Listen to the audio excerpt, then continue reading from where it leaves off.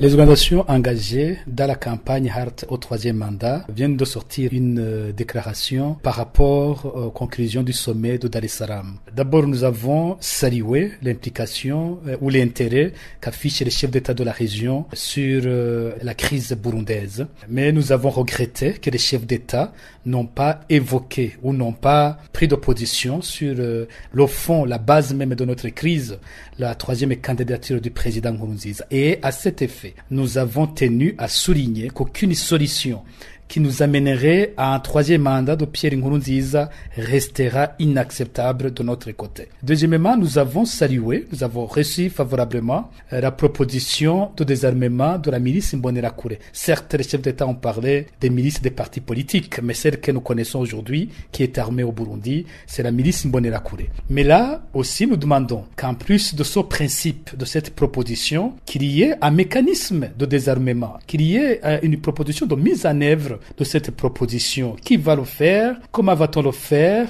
Sur quelle durée? Parce que nous sommes convaincus que celui qui a armé les Imbonerakure ne va pas les désarmer. Nkurunziza ne va pas désarmer les Imbonerakure qu'il a armés. Donc, pour nous, il faut rapidement un mécanisme international qui s'occupe de cette question qui se trouve être essentielle pour le reste de la conduite du processus électoral. Troisièmement, nous avons accueilli aussi favorablement l'appel au dialogue entre toutes les parties prenantes au processus électoral. Alors, de notre côté, nous sommes prêts à participer pourvu qu'il y ait un consensus sur le médiateur. Et il faut que les gens s'entendent sur un médiateur. Deux, il faut qu'il y ait un espace neutre où tous les leaders du mouvement vont se retrouver et se sentir en sécurité. Il y a une aberration dans ce que nous avons comme dialogue en ce moment. Imaginez, il y a des gens, les leaders du mouvement Heart au troisième mandat. Ceux-là sont sous le coup d'un mandat d'arrêt, ils sont menacés de mort, ils ne peuvent pas participer à ce processus de dialogue qui était engagé jusqu'ici. Il y a des organisations qui sont très actifs, des partis très actifs dans la contestation. On voit notamment des membres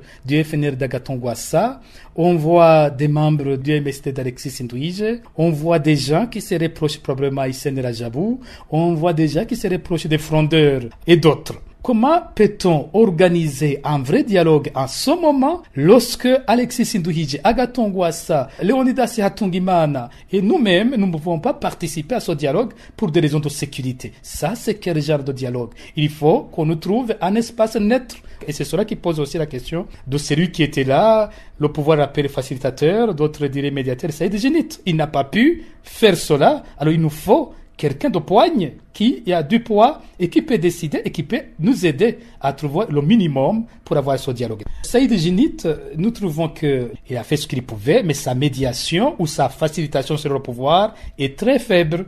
Un vrai médiateur dirait « j'ai besoin de voir les leaders ».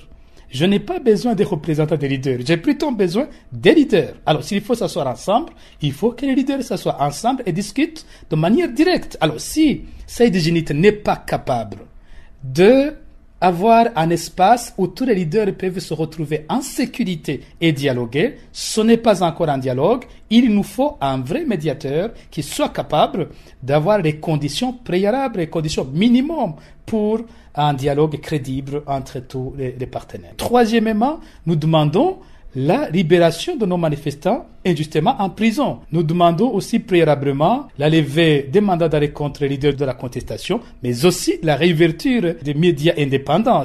Certains, notamment du pouvoir, voudraient que la réouverture des médias soit une question de dialogue, soit une question de négociation, alors que pour nous c'est un préalable. On ne va pas négocier nos libertés, on ne va pas négocier nos droits. Le peuple burundais, selon la constitution du Burundi, a le droit d'avoir une information indépendante, crédible et contradictoire. Ce n'est pas à négocier. On n'a pas à négocier que les gens manifestent. Ça, ce n'est pas négociable. Ce sont des préalables. Et si les médiateurs ne peuvent pas trouver cela, alors nous allons continuer à contester jusqu'à ce qu'on retrouve nos libertés s'ils ne veulent pas lever ces conditions préalables.